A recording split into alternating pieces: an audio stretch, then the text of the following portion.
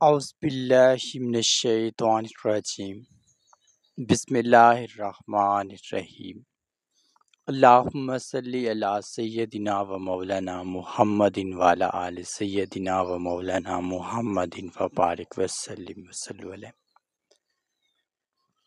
آج کے دن کا ایک خاص عمل تمام رشتوں کی رکاوٹ کے خاتمے کے لیے، اولاد کی رکاوٹ کے خاتمے کے لیے،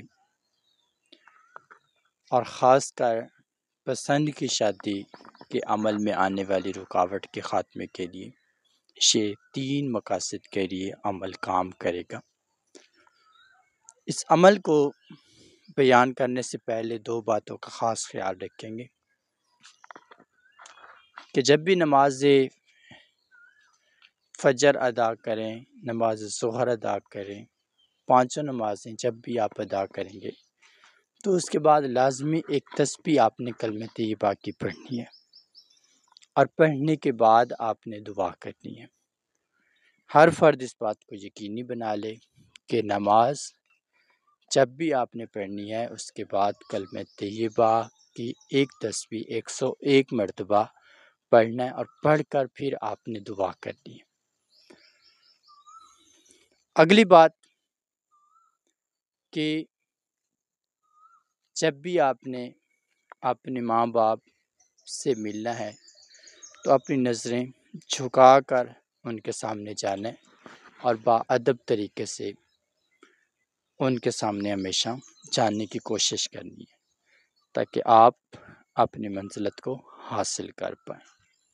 اور جب نماز پڑھیں گے تو اس کے بعد اپنی ماں باپ کی بھلائی، برتری، لمبی صحت یا ان کی مغفرت کی دعا لازمی کریں گے۔ اب ہم بات کر لیتے ہیں عمل کی۔ عمل کا طریقہ کچھ اس طرح ہے کہ آپ نے 70 مرتبہ بسم اللہ الرحمن الرحیم، یا اللہ، یا مجیب، یا قادر، یہ 3 لفظ ہیں، 70 مرتبہ آپ نے ہر نماز کے بعد پڑھنے ہیں، اور پڑھ کر آپ نے دعا کرنی ہے۔ اب طریقہ کار کیا ہے کہ سب سے پہلے آپ نے یہ نام پڑھنے ہیں 70 مرتبہ، پھر آپ نے کلمہ طیبہ پڑھنا ہے 100 مرتبہ، 101 مرتبہ، پھر اس کے بعد آپ نے اپنے مقصد کے لیے دعا کرنی ہے۔ یہ بات تمام افراد مکمل طور پر سمجھ چکے۔ اب اس عمل کو آپ نے کم از کم 14 دن کرنا ہے، اور ان 14 دن کے اندر آپ کی زبان پر ہر وقت استغفار، یا رحمان، یا رحیم، یہ لفظ آپ کی زبان پر ہر وقت چلتا رہے، اور آپ نے اس عمل کو 14 دن تک لے کر چلنا ہے۔ اب اس کے دوران 2 جمعرات آئیں گی، اور آپ نے ہر جمعرات کو لازمی 3 مرتبہ سورہ مزمل اور سورہ واقعہ پڑھ کر دعا کرنی ہے۔ تمام کے تمام افراد جن کا مقصد پسند کی شادی، جن کا مقصد اولاد کا حصول، جن کا مقصد جائز رشتوں کا حصول، تو وہ سب کے سب افراد اس عمل کو کریں گے۔ عمل کی اجازت سب کو دی جاتی ہے، اور یہ 2 باتیں جو بتائی گئی ہیں ان کو لازمی رکھیں گے ذہن میں۔